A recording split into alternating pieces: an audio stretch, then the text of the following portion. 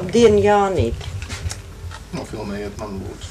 Nofilmējiet viņu. Tas ir mūsu galvenais spridzinātājs. Specefekti. Rīgas sargi. Baiga vasara. Un tā tālāk. Sarkanā kapela. Sarkanā kapela. Kas vēl? Rudolfa mantojums. 11. septembris.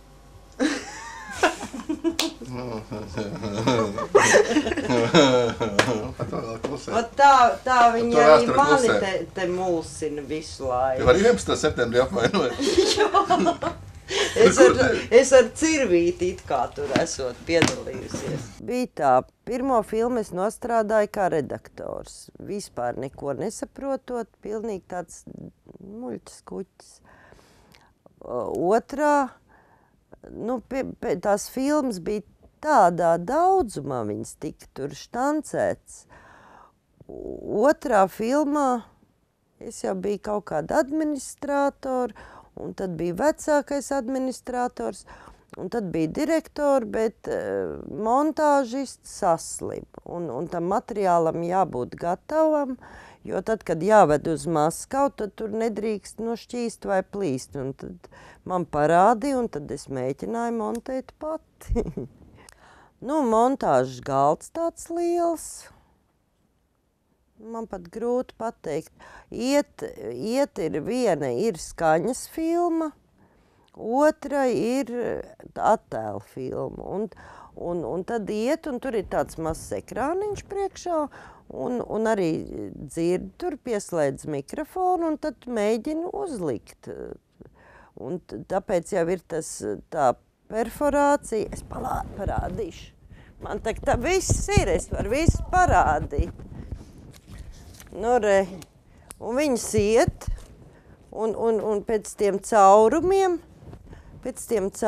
tad redz šitie caurumi un šitie, un tad skatās taisni,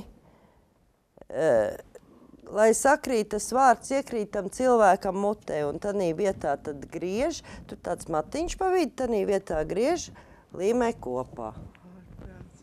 Piņķerīgs darbs ārprātīgi. Es domāju, kā tās dienā to var darīt.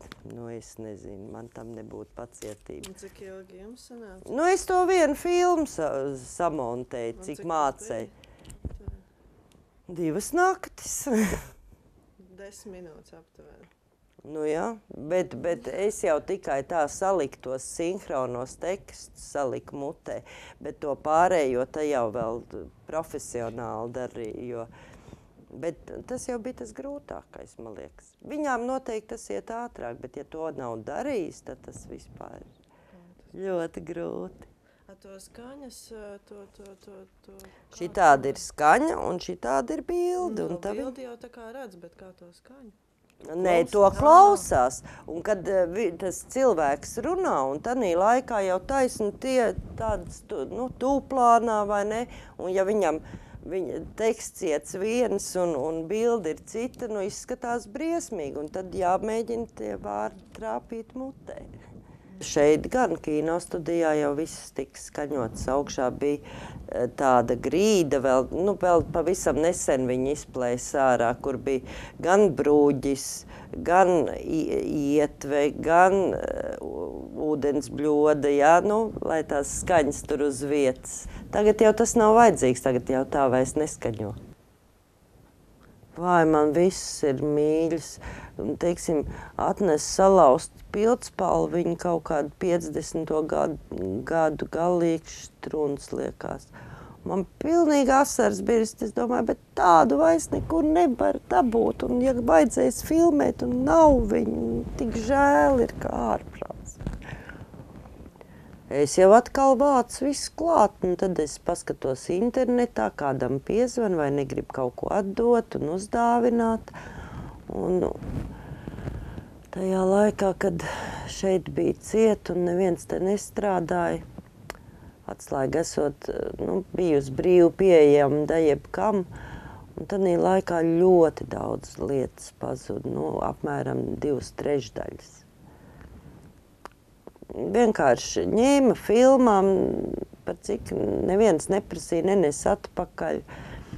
Un vienkārši nes uz mājām, kam kas patika. Nē, nu vēl priekš tā ir latgalīte, kur var dabūt visādas. Un tad man paziņas stiep visādus vecus foršus krēslus, mēs te viņus uztaisam, paklājas no humpaliem nopērkam, tiešām labus tādus persiešu paklājas. Nu tā, priekš filmēšanas un atkal pasākumiem ir.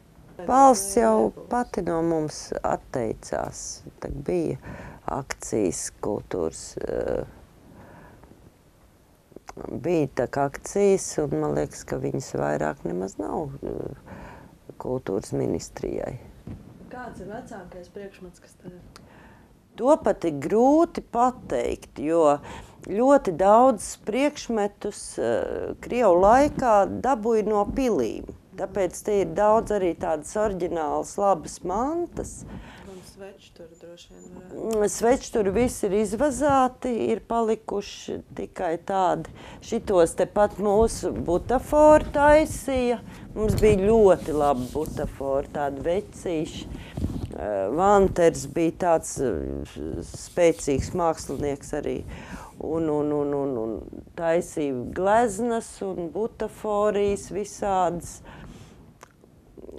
Bet tā kā vecākais, kurš ir, man ir pat grūti pateikt. Nu, piemēram, šitas pulkstenis kaut kāds 1700 kaut kāds gads, jā, viņam pat iekšā ir. Tad tur tie rakstām galdi, tie piederumi, tur ir arī 700 kaut kādi gadi. Tad viena krūze man ir kaut kāda arī 16. gadsimta, tāda kristām krūze liela. Nu, ģips jau var visādīgi apdarināt. Es, piemēram, šitas arī bija prasas ģipšs trauks, vajadzēja bronzas, bet pēc tam man es strādāju, pēc tam man viņu saplēs. Un, redzi, nokrāso zaļu, pēc tam zeltu, pēc tam atkal zaļu, tad noslauku un jau iznāk kā bronza. Pilnīgi tukšs man mājās ir. Es šeit esmu tā tajās mantās nodzīvojusies visu dienu, kad mājā man ir pilnīgs minimalisms. Jo vēl tādu pašu māju, tas ir pa grūtu. Šeit jau ir tāda enerģētika no visām tām vecām mantām. Tā mājā man ir laikam 5 šķīvji. Es labāk aizbraucu ceļojumā, mēs guļam uz madračiem un nekā man mājā nav.